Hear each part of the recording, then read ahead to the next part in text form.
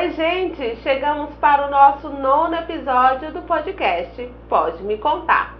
E hoje o nosso convidado é o professor Anselmo Costa. Ele é servidor público, professor de língua portuguesa, especialista em neuropsicopedagogia, especialista em elaboração e gestão de projetos sociais. Vamos conhecer um pouco da história dele hoje no nosso 9º episódio do Pode Me Contar.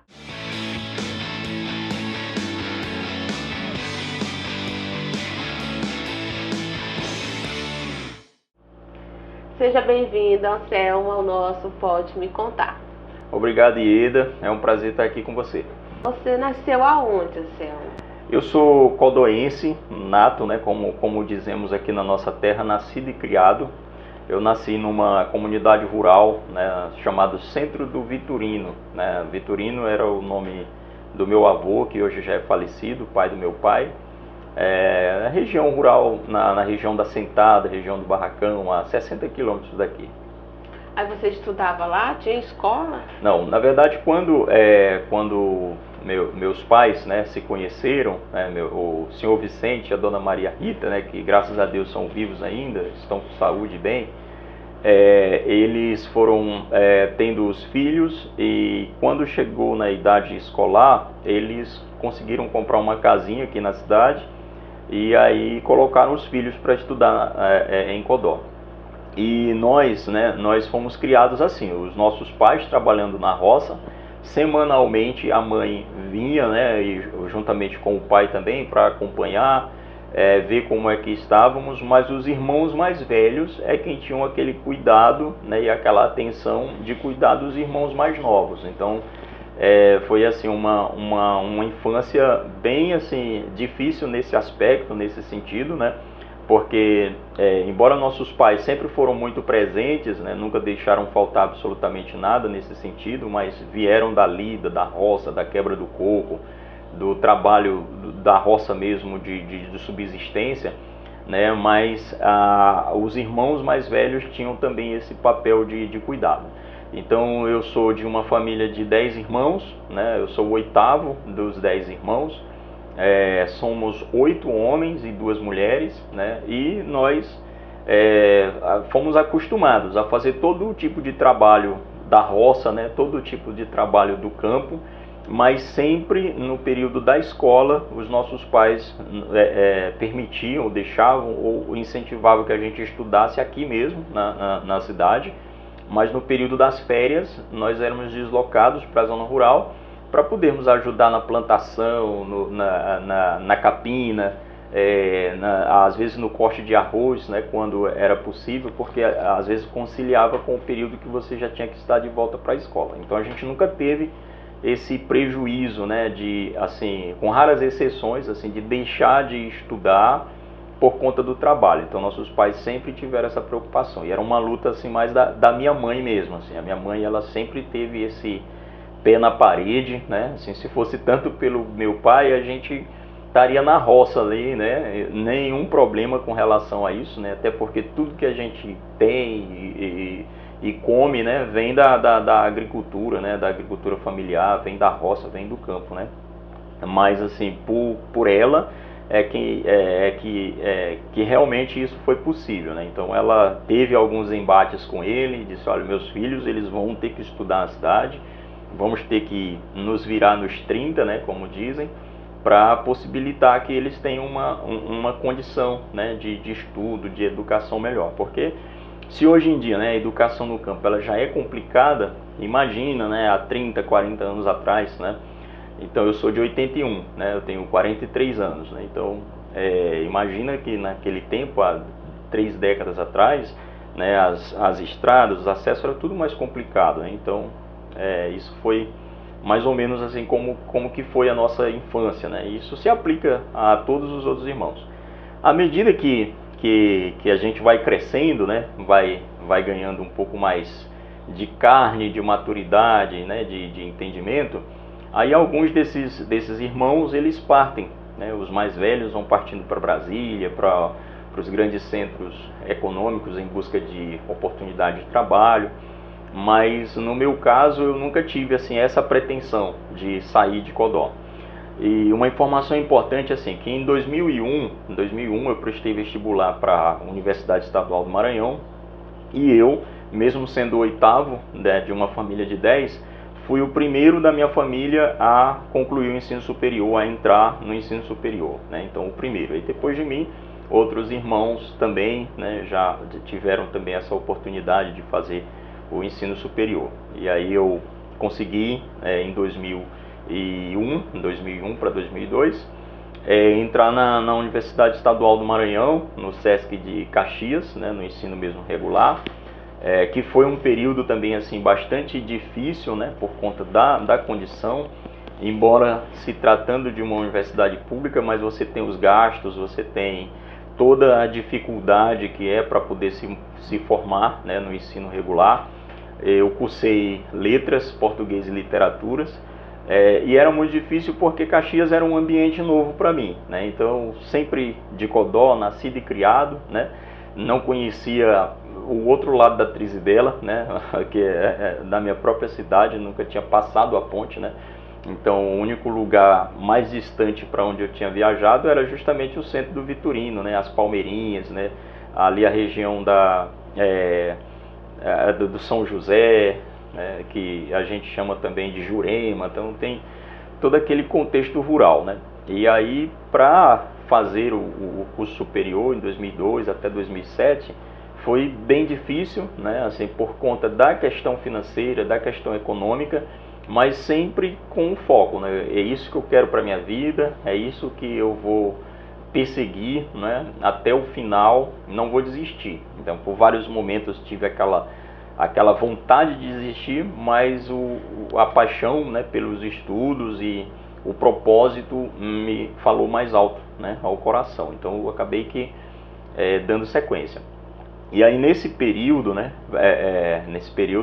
eu consegui conciliar, né, algum trabalho aqui em Codó como professor contratado, né, na escola Ananias Murá, por volta do ano de 2005, 2004, 2005, e aí conciliava, dava aula pela manhã, saía de Caxias numa lotação do seu Manuel Pintado, né, conhecido como Manuel Pintado, e a gente entrava na escola às 7 da manhã, saía às 11h30, aí pegávamos essa mesma lotação, voltávamos para Caxias, e chegando lá tinha que fazer o almoço, tinha que arrumar as coisas, tinha que fazer algum trabalho da universidade, e à tarde subia para o Morro do Alecrim, né? Ou seja, eu pegava o curso vespertino noturno, começava das 4 da tarde e ia até às vezes 10 da noite, 8 da noite, dependendo da quantidade de disciplinas que a gente tinha que cumprir naquele período, né?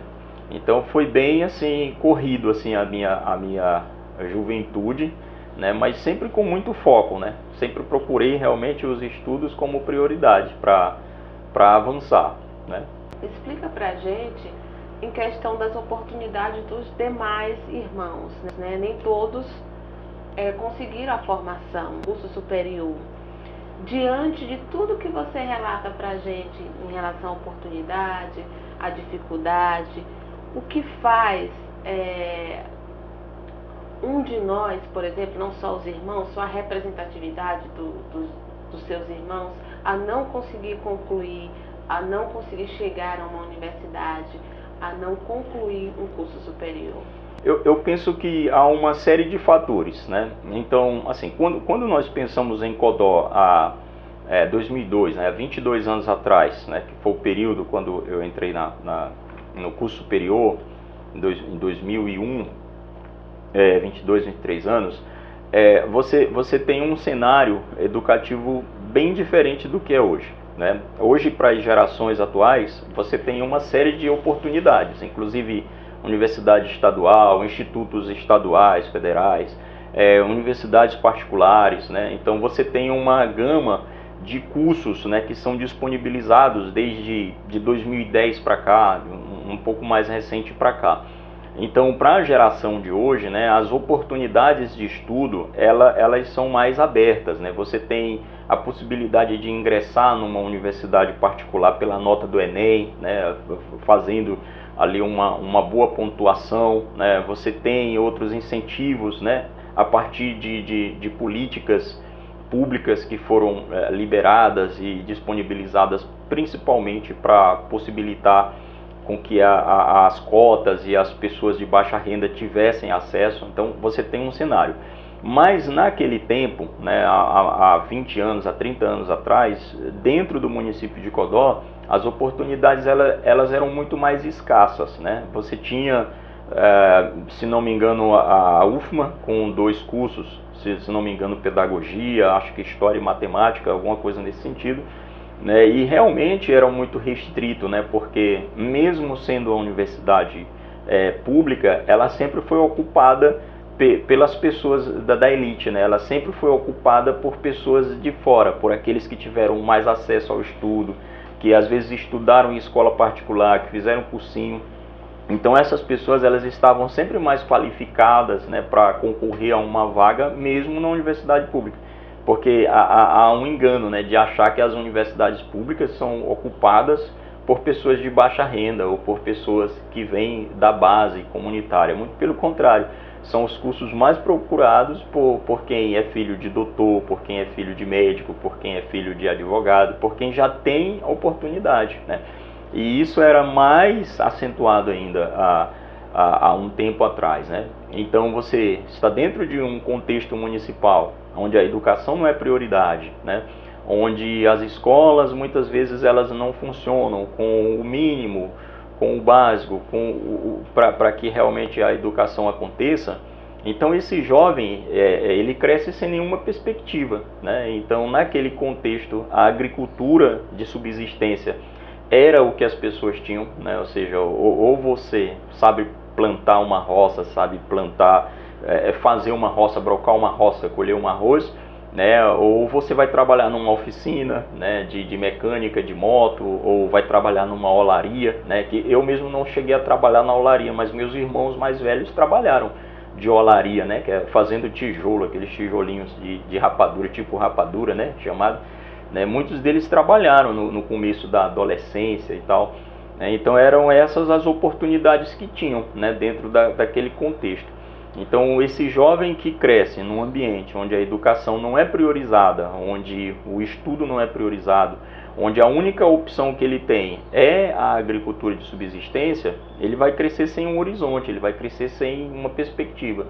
E aí é nesse momento que ele precisa realmente de pessoas que o apoiem, que o incentivem, e que tenham um campo de visão mais amplo. E aí aqui eu reconheço, por exemplo, uma professora que eu tive no ensino médio, para você entender, a professora Oflisa. Inclusive eu nem tenho assim contato mais com ela há muito tempo, mas ela foi professora no Luzenir Mata Roma, né? Ela foi professora no IFMA também, e ela foi uma das pessoas, talvez ela nem saiba disso, eu acho que isso é importante também, que às vezes o professor ele exerce um papel muito importante na vida do aluno, e ele impacta positivamente, assim como pode impactar negativamente a vida de alguém, sem saber, né? E ela me incentivou, né? Ela chegou com um jornal, na época, um jornal da Folha do Estado do Maranhão, falando, né? Mostrando o edital que ia ser aberto para a Universidade Estadual do Maranhão, e incentivando a turma. Olha, gente, vai haver o PASSES, né? Que era o Programa de Acesso Seriado ao Ensino Superior.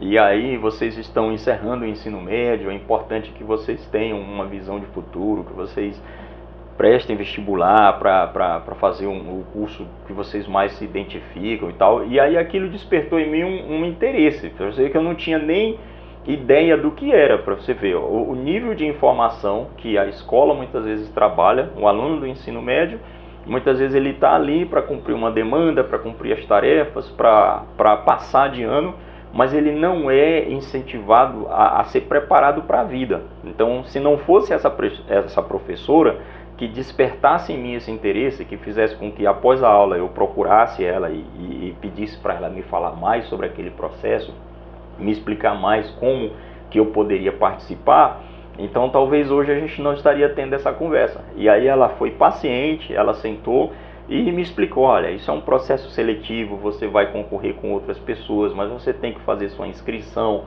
e tal.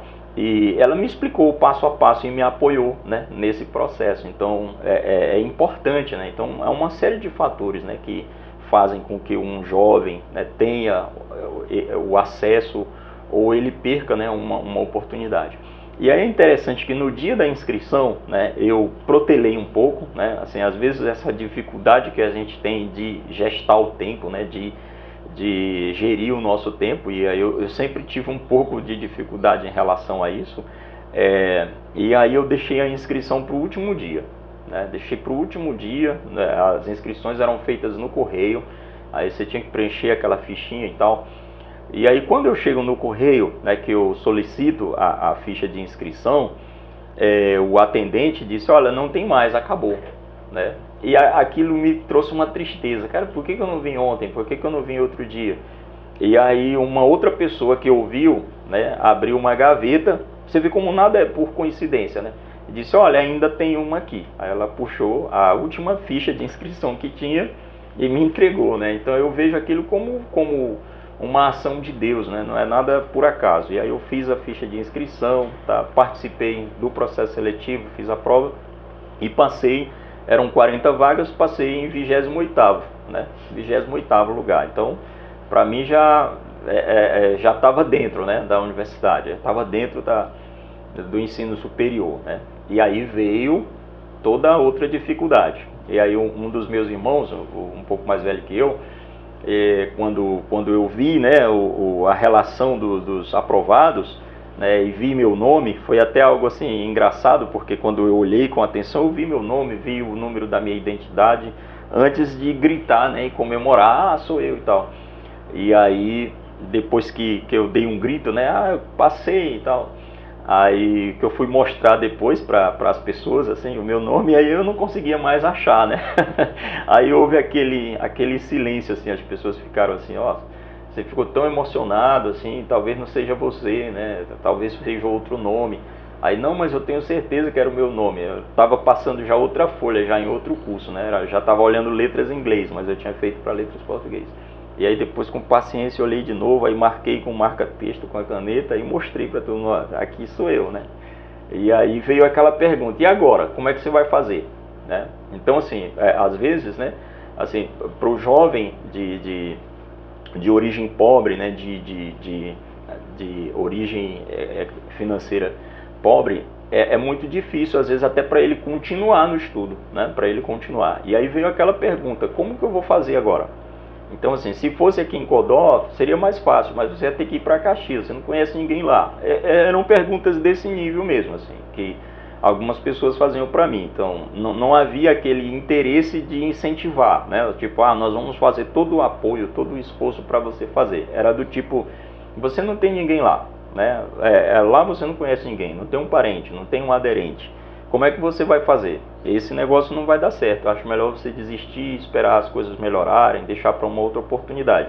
E aí começa a bater o medo, né? Ou seja, mas cara, como é que eu vou fazer então, né? E aí você começa a respirar, né? E eu sempre tive uma tendência religiosa, né?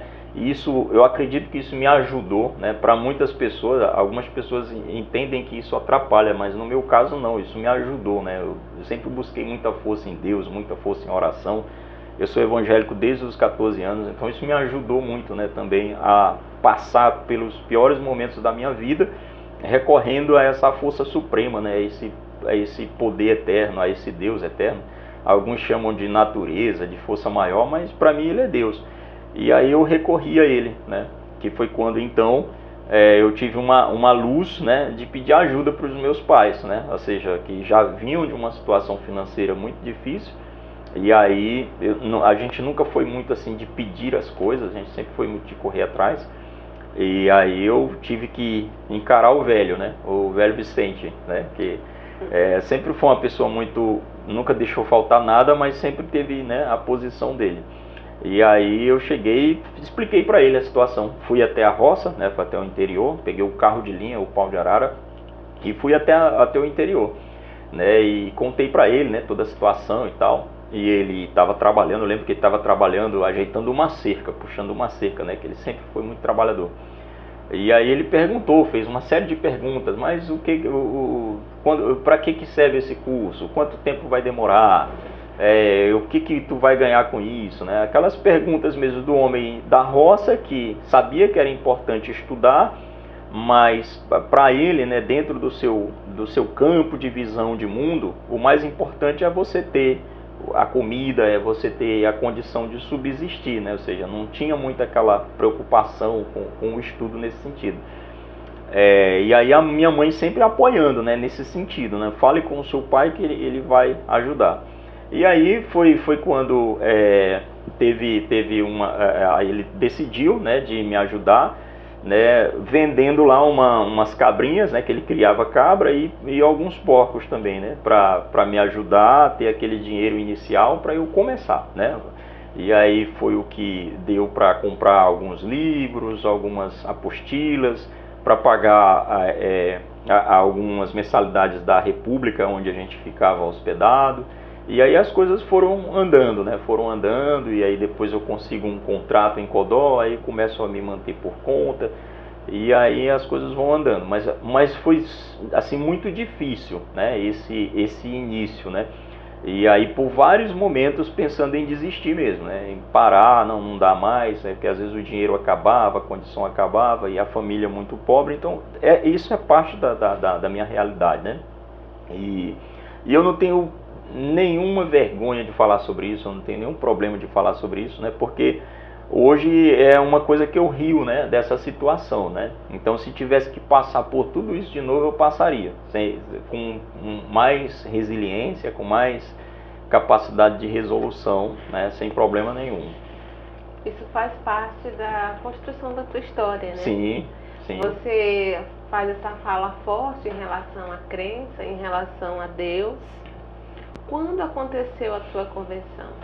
Eu tinha por volta de 14 anos de idade e foi assim um processo que aconteceu com um pastor chamado Pastor Ribeiro. Ele não mora mais aqui, ele mora em Sobral, no Ceará, né? E ele, na verdade, ele me convidou para ir assistir uns cultos, né, na igreja. Eu morava perto de casa, ele conhecia meus irmãos frequentavam a igreja na época com ele, antes de viajarem para Brasília, e nessa época meus irmãos já haviam viajado, e aí ele sempre tinha aquela amizade, sempre estava lá em casa, né, sempre ia conversar com os meus pais quando eles estavam lá, e aí ele me fez um convite, né, para participar do culto, né, para participar do culto à noite. Aí eu fui, né.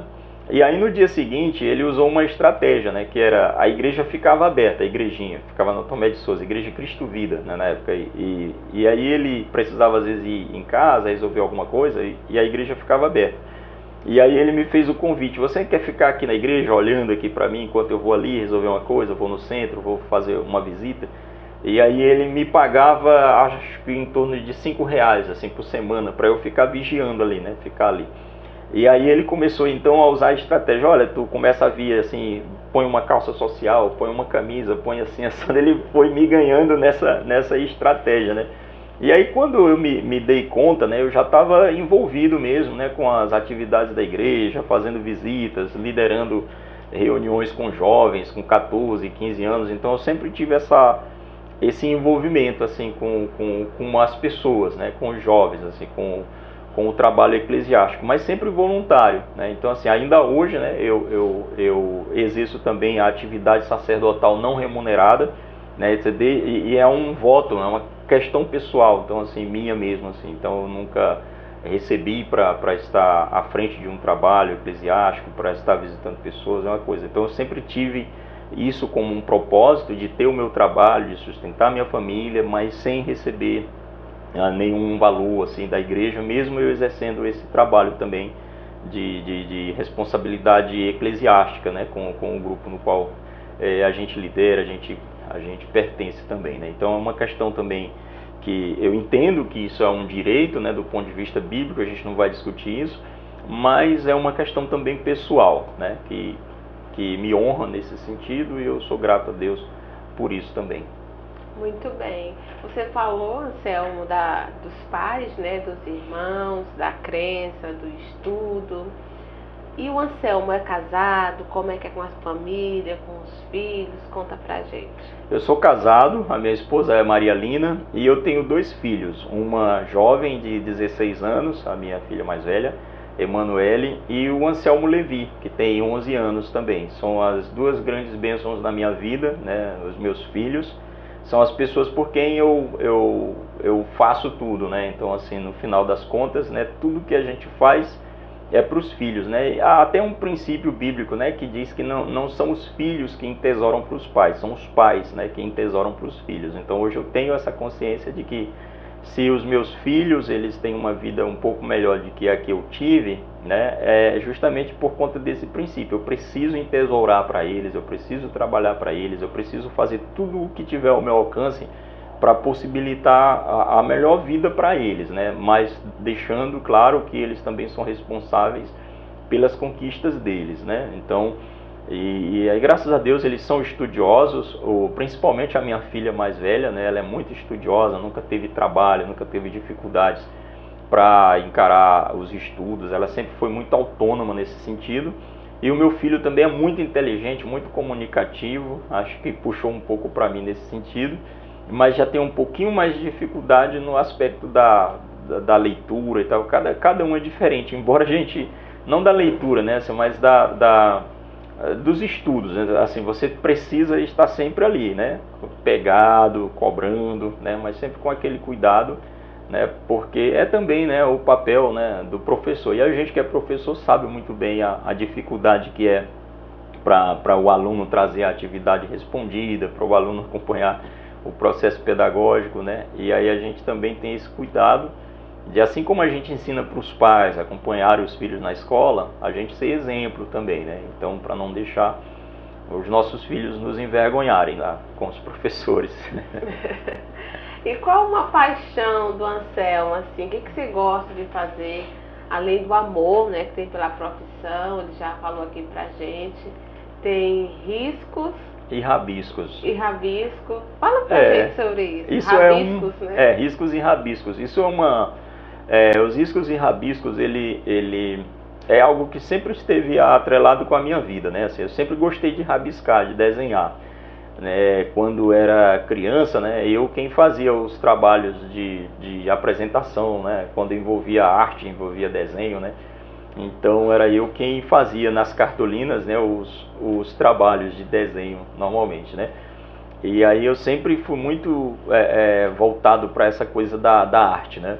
E aí no período da pandemia, que foi aquele período bastante difícil, né, para todo mundo, eu acho que esse veio, né, mais poético, ele despertou aí. Eu sempre gostei da área da literatura, né? Não é à toa que eu sou formado em letras, português e literatura, então eu sempre gostei muito da parte da poesia, principalmente, né?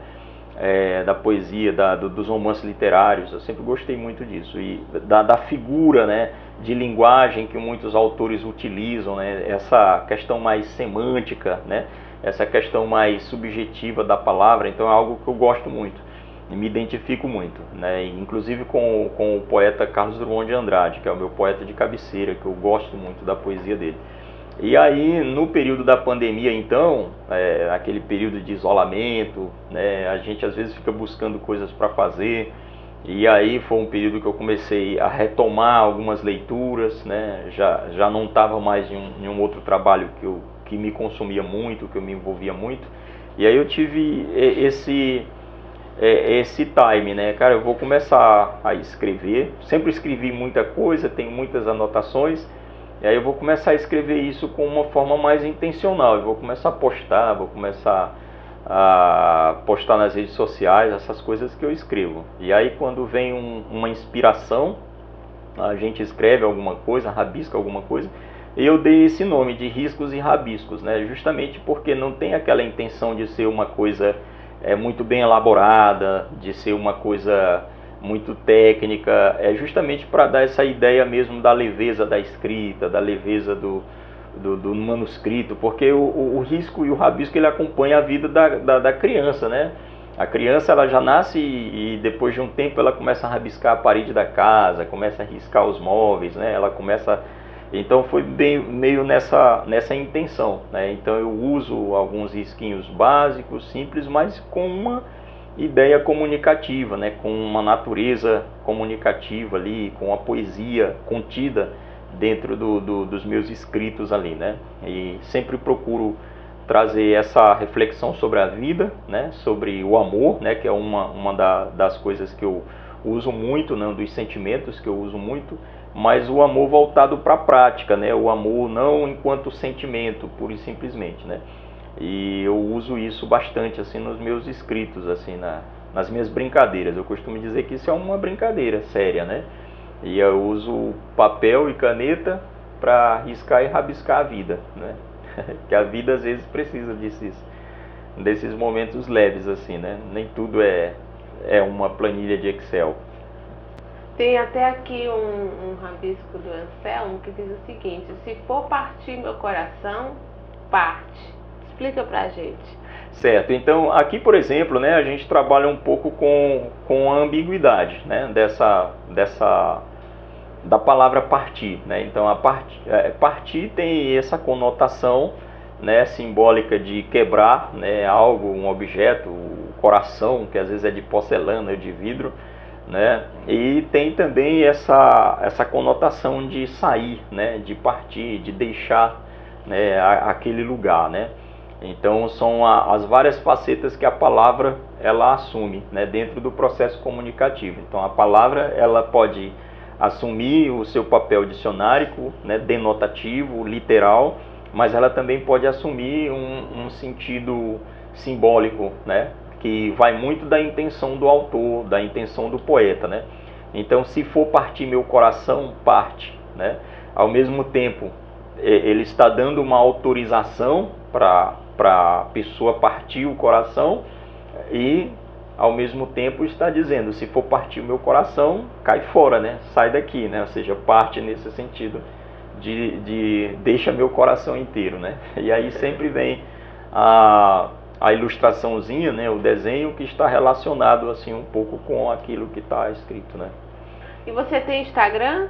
Tenho Instagram, Anselmo de Souza Costa, é onde eu posto basicamente tudo que eu escrevo, né, ali nos stories, e também costumo brincar também um pouco, né, trazer um pouco de leveza, né, com essas ambiências da sala de aula, né, criando um pouco assim de ironia e de comédia também, né, assim, com algumas situações corriqueiras da sala de aula, né, mas tem a parte, o que eu diria mais séria, né, mais poética, que geralmente eu coloco ali nos stories ou às vezes no Reels, para o pessoal ter acesso ali um pouquinho ali do que eu escrevo, do que eu gosto, do que eu me identifico, né.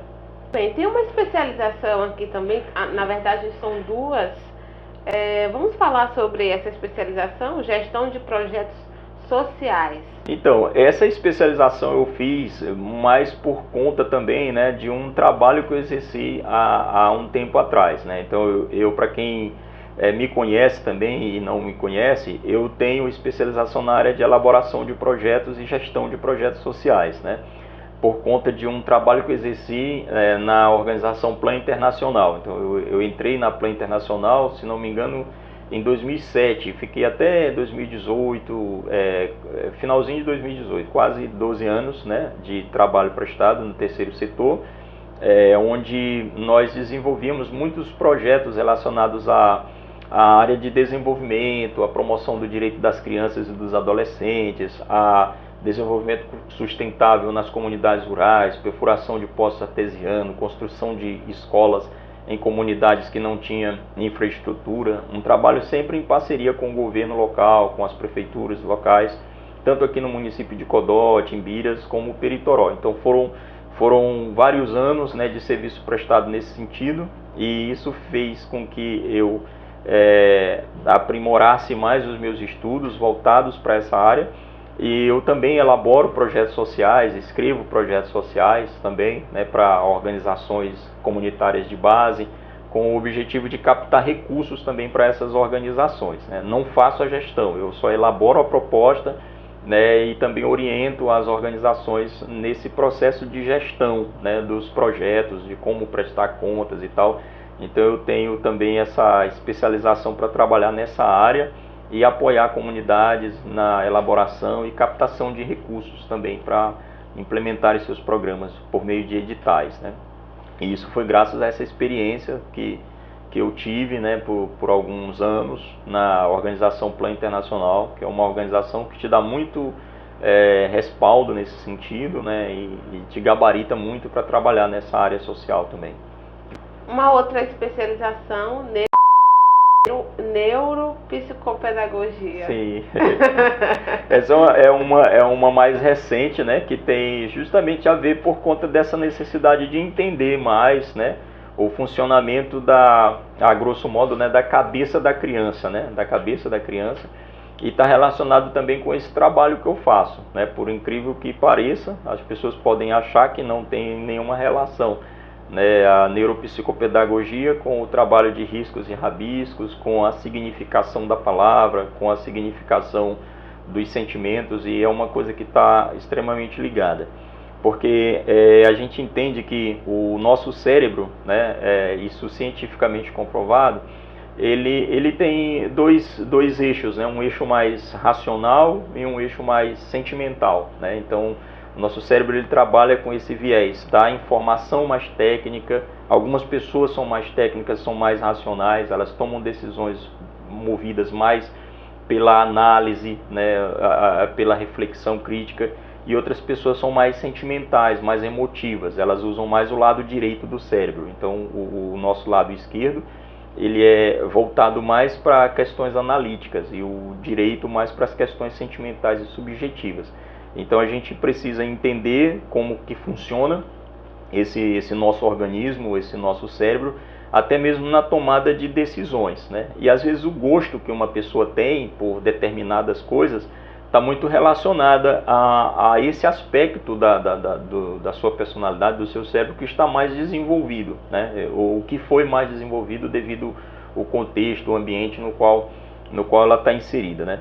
E aí, no caso, essa especialização ela vem também para me apoiar nesse processo de compreensão, né, das crianças, né, que eu trabalho com crianças, né, eu sou professor da rede pública do ensino fundamental maior, né, mas ali você pega aquela faixa etária do 6º ano, do 8º ano, do 7º, do 9º, né, que são crianças também, né, então elas estão com um processo mental em alta ebulição de informação, né, e isso ajuda também a gente compreender quais os mecanismos de avaliação, quais os mecanismos de acompanhamento que você deve utilizar para cada caso, né. Então, eu sempre busco estar estudando, né, as novas tecnologias, né, de informação, de conhecimento, para aprimorar também a minha prática, para aprimorar aquilo que eu faço, né.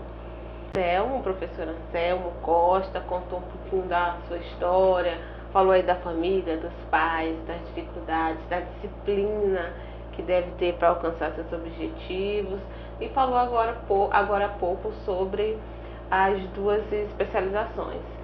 Eu gostaria aqui de agradecer imensamente pela sua participação, por ter contado um pouquinho da sua história, porque nós sabemos que não conseguimos contar em 1 hora de episódio, mas que é de uma grande importância para incentivar, encorajar outras pessoas a trilhar bons caminhos, o caminho do ensino, o caminho do saber, um caminho de fé, de coragem, de luta, né, de perseverança, que não é fácil para ninguém, mas quando há disciplina, a entrega, se consegue chegar a um objetivo maior, que é um exemplo como o nosso convidado de hoje, do 9º episódio do Pode Me Contar. Muito obrigada, nós agradecemos imensamente a tua participação no nosso episódio de hoje. Eu que agradeço a oportunidade, fiquei muito lisonjeado com o convite, muito obrigado, Ieda. E gostaria de dizer, né, para cada pessoa que está me ouvindo, não desista dos seus sonhos, né? A sua história ela é bonita e ela precisa ser contada. Então comece a divulgar aquilo que você faz. Às vezes a gente tem eu tinha muita preocupação, né, com o que as pessoas iam pensar, né? Por ter essa conotação também religiosa, né, que eu sou uma pessoa também religiosa. Às vezes as pessoas também perguntam, como que você concilia isso? Eu não estou fazendo nada de errado, né? Qual o pecado que há nisso, né, que eu estou fazendo? Entendeu? As pessoas elas criam muitas bolhas, né, e querem te encaixotar, né? Dizer, você não pode fazer isso, não pode fazer aquilo por causa disso ou daquilo, né? E aí quando você analisa pelo viés da poesia, né, a própria Bíblia, né, ela é um livro de poesia, né? Então é claro que é a palavra de Deus contida ali, mas você tem as poesias de Davi, né, que são poesias, né, e ele reflete os sentimentos da alma, ele reflete muitas vezes a sua frustração, reflete o seu anseio, o seu desejo, né, por melhorar a sua nação, né? Você tem as poesias de Salomão, Cantares, você tem provérbios, que são provérbios, são poesias, né, que nascem a partir da reflexão, de observar a natureza, de olhar a natureza, né? Provérbios de Salomão é uma observação da natureza, né? Ele olha como as formigas fazem, ele olha como que a vida flui, né? E escreve sobre isso, né? Então a poesia ela está em todo lugar, né? Nas palavras de Jesus, né? Vós sois a luz do mundo, né? Para que algo mais poético, né? Mais simbólico do que isso, né? Então eu me identifico com a vida, né? Com aquele que está na vida que Jesus ensinou. Obrigada, Anselmo. E agora, para você assistir o episódio completo, é só você se inscrever no nosso canal, que é o TV Me Conta. Já deixa o seu like, já compartilha. Para acompanhar os cortes, é no Instagram, @mecontaconhedamartins. Nós voltamos na próxima quinta-feira, se assim Deus permitir. Tchau, tchau.